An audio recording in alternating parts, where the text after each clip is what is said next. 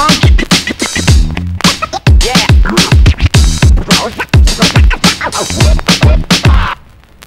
Salut à toi dans cette nouvelle vidéo, et pour cette nouvelle vidéo je vais te donner des exercices de dribble que tu peux faire avec tes amis pour justement t'entraîner et devenir un meilleur dribbleur. Cette vidéo a été inspirée par un abonné qui m'a contacté sur Instagram pour me dire qu'il avait eu des difficultés en 1 contre 1 et qu'il voudrait que je lui donne des exercices en gros pour justement améliorer ses 1 contre 1. Il y a d'autres joueurs qui m'ont aussi fait cette demande sur Instagram à travers la DM et j'ai justement décidé de faire cette vidéo pour répondre justement à toutes les personnes qui m'ont posé cette question. Amir, c'était le dernier, mais tous ceux qui m'ont posé cette question auparavant, elle est aussi pour vous. Donc, je vous ai pas oublié. C'est juste que Amir, c'était le dernier. Là, j'ai pu faire cette vidéo rapidement. Donc voilà. Si tu veux parler avec moi, me demander des choses ou quoi que ce soit, t'as des questions sur le dribble, t'as des commentaires ou quoi que ce soit, tu peux me contacter sur Instagram. Maintenant, t'attends pas forcément à ce que je réponde rapidement ou bien qu'on ait une conversation. Il y a beaucoup de gens qui me contactent sur Instagram aussi. Et donc, garde ça en tête. Mais sinon, si ça t'intéresse de parler avec moi, c'est à travers Instagram. Et aussi sur Instagram, je partage des vidéos de tutos un peu plus rapides que celles que je mets sur YouTube. Il n'y a pas vraiment d'explications. Bien, s'il y a des explications, elles sont en anglais. Et d'ailleurs, d'où le nom de Be a Dribbler sur Instagram. Donc, Be a Dribbler, ça veut dire soit un dribbleur en anglais. Et donc là-bas, je partage des photos. J'en ai pas trop mis pour l'instant. Et des vidéos courtes sur des tutos, sur les dribbles que je mets sur YouTube, je les mets sur Insta. Maintenant, si toi, tu es aussi sur TikTok, j'ai aussi un TikTok où je partage des vidéos de tutos assez rapides ou quoi que ce soit. Donc, si ça t'intéresse et que t'es pas trop sur YouTube, ben, tu peux aller regarder. Je donne plein de tutos sur plein de joueurs. Il n'y a pas vraiment de conseils. Les tutos, pour la plupart, ils sont en anglais. Le nom du compte, ça s'appelle Be a Dribbler, comme le nom du compte Instagram. Et donc, tu as plein de différentes vidéos. Donc voilà, ça c'est dit. Bref, les exercices de dribble, c'est pas des exercices de conduite de balle. Là, c'est des exercices purement de dribble. Donc ça va améliorer ta capacité de dribbler. Ces exercices-là, ils travaillent la conduite de balle, l'observation, le timing, les gestes techniques, l'improvisation et les contrôles. Donc lorsque tu fais ces exercices-là, c'est vraiment des exercices qui vont travailler tout l'ensemble de ta capacité de dribbleur, pas seulement la conduite de balle, parce que sur la chaîne, j'ai donné beaucoup d'exercices de conduite de balle, qui est, bien entendu, la base du dribble. Donc, pour devenir un meilleur dribbleur, la base, c'est la conduite de balle. Donc, c'est normal que j'ai donné plein d'exercices de conduite de balle, qui soient pour améliorer ta conduite de balle en accélération, en décélération, à pleine vitesse, en changeant de direction. Tous ces exercices de conduite de balle, ils sont très importants et le but est de les maîtriser parfaitement pour être un meilleur dribbleur.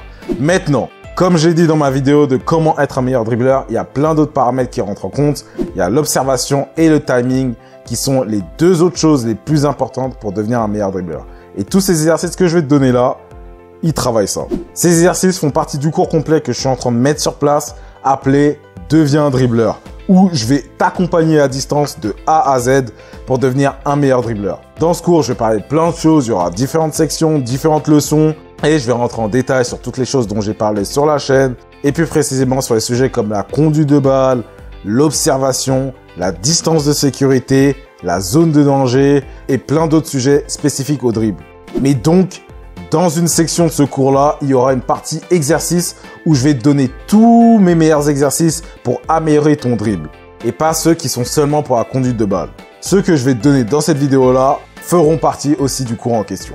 Bref, pour le premier exercice, tu auras besoin d'un coéquipier, d'une personne qui va jouer le défenseur. Et en général, pour l'exercice purement de dribble, pour vraiment te mettre en situation et vraiment faire comme si tu étais en match, tu auras besoin d'une personne justement qui va jouer le défenseur. Quand ton coéquipier, ton ami ou qui que ce soit joue le défenseur, c'est important qu'il y aille à fond. C'est-à-dire que quand il met le pied aussi rapidement que possible. Il fait pas semblant, il fait vraiment comme s'il voulait te prendre le ballon. Bien entendu, faut pas qu'il fasse des tacles assassins ou des tacles de boucher, mais il doit mettre le pied pour que toi, tu t'habitues à quelqu'un qui mette le pied rapidement. C'est vraiment important. Pour plus de précautions par rapport à ça, n'hésite pas à mettre des protèges tibias. Même si tu es à l'entraînement, même si tu es avec tes amis, pour éviter de te blesser, mets des protèges tibias. On n'est jamais trop prudent.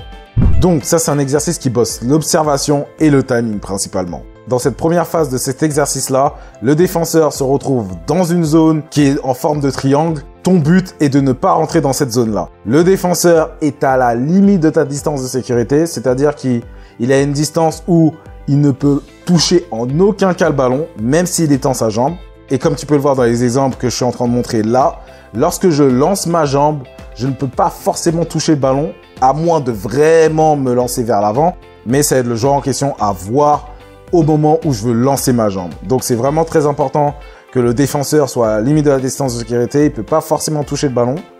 De 1, ça va habituer le joueur ou ça va t'habituer toi à voir la distance à laquelle à peu près le défenseur devrait être. Et de 2, ça va t'aider à améliorer tes réflexes pour savoir le moment où le défenseur veut se jeter. Donc à chaque fois qu'il se jette, le défenseur, et d'ailleurs c'est pas toi qui lui dis top, c'est le défenseur de lui-même, sans te dire, qui va lancer sa jambe.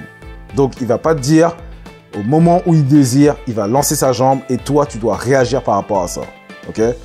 Maintenant, lorsqu'il fait ça, toi tu pars à gauche ou à droite, c'est toi qui vois, mais en aucun cas tu rentres dans la zone dans laquelle le défenseur est. En aucun cas tu rentres dans le triangle. Parce que les deux marqueurs que tu peux voir sur les côtés désignent aussi une zone dans laquelle le défenseur puisse toucher le ballon. Donc en gros, ces marqueurs-là t'habituent à être tout le temps dans une zone qui est hors de portée du défenseur. Dans la deuxième partie de l'exercice, là, tu dois commencer avec une distance par rapport au défenseur. Dans cette situation-là, le défenseur est censé rester dans la zone et toi, tu es censé aller le plus rapidement possible vers ce défenseur-là et au moment opportun, changer de direction. Il est important que tu changes de direction au dernier moment pour jouer sur un effet de surprise. Bien entendu, ne rentre pas dans cette zone parce que le fait de rentrer dans cette zone est synonyme de perte de balle. Lorsque tu fais cette phase de l'exercice, t'es pas obligé d'avoir un défenseur dans la zone. T'es pas obligé d'en avoir un. Mais le défenseur sert pour les autres phases de l'exercice. Donc, dans cette phase de l'exercice-là, le défenseur peut tout à fait sortir de cette zone-là. Il peut aussi faire l'exercice, par exemple. Mais la chose la plus importante que tu fasses, c'est que tu ailles le plus rapidement possible vers la zone et que tu changes de direction au dernier moment. Ça va vraiment jouer sur l'effet de surprise et ça va vraiment empêcher en temps normal le défenseur de pouvoir te prendre le ballon. Là maintenant, on est toujours sur le même exercice mais la troisième partie. Sur la troisième partie, tu commences à arrêter, le défenseur aussi, et tu conduis ton ballon pour le faire reculer jusqu'à la zone là où il a la possibilité de t'arrêter. Donc, avant ça, le défenseur recule mais n'a pas la possibilité de mettre son pied. Lorsque vous arrivez à la zone en question, là, il peut mettre son pied et te prendre le ballon. Encore une fois, il doit tout faire pour être sérieux et essayer de te prendre le ballon, mais il n'a pas le droit de mettre son pied en dehors de cette zone. Ça travaille ta capacité à garder le ballon proche de toi en mouvement et à utiliser le timing pour partir au bon moment. Bien entendu, dans cette phase d'exercice, ça ne travaille pas forcément ton observation parce que tu sais très bien le moment où le défenseur va pouvoir se jeter, mais c'est toujours une phase importante d'exercice parce qu'elle va t'aider à t'habituer à conduire le ballon face à un défenseur qui est assez proche de toi sans pour autant que tu aies peur de le perdre. Pour la dernière phase et partie de cet exercice, là, c'est libre. Donc, le défenseur, il fait ce qu'il veut, tu fais ce que tu veux. Tu pars à n'importe quel moment et il met le pied à n'importe quel moment. Donc, tu conduis le ballon vers lui et tu essaies de le dribbler. C'est important que tu te forces à vraiment exploser d'un côté, que ce soit à gauche ou à droite, lorsque tu as fait ton geste technique. Tu peux faire un geste technique, tu peux faire un passement de jambe, une forme de corps, tu fais ce que tu veux, mais c'est important que lorsque tu fais le geste technique ou le dribble, tu exploses et tu accélères juste après. Comme tu as compris, c'est la partie où la variante la plus dure de l'exercice, mais c'est celle qui est la plus réalistique aussi. Quand tu te retrouves face à un joueur, tu ne sais pas forcément lorsqu'il va jeter. Une astuce que je pourrais te donner par rapport à ça, c'est de toujours t'attendre à ce que le défenseur se jette et donc conduire ton ballon en conséquence. S'il se jette, tu es prêt. S'il se jette pas, à un certain moment donné, tu démarres d'un côté. C'est une astuce que j'utilisais personnellement parce que dans le cas où le défenseur se jette, tu es prêt. Dans le cas où il ne se jette pas, tu es prêt aussi. Attends-toi toujours à ce qu'il se jette. Comme ça, tu ne vas pas perdre le ballon. Comme tu peux voir dans les exemples en question, des fois le joueur arrive à voir lorsque le défenseur veut jeter et change de direction au moment opportun. Là, par exemple, dans cet exemple-là, il s'est joué de moi en faisant comme s'il partait sur l'extérieur, mais est revenu sur l'intérieur. C'est pas tout le temps que tu vas passer, tu vas voir que quand tu fais ces exercices-là, des fois, tu vas perdre le ballon, mais c'est important que tu t'habitues à ce genre de situation-là. Comme ça, tu vas améliorer ton dribble. Un des meilleurs exercices pour ça.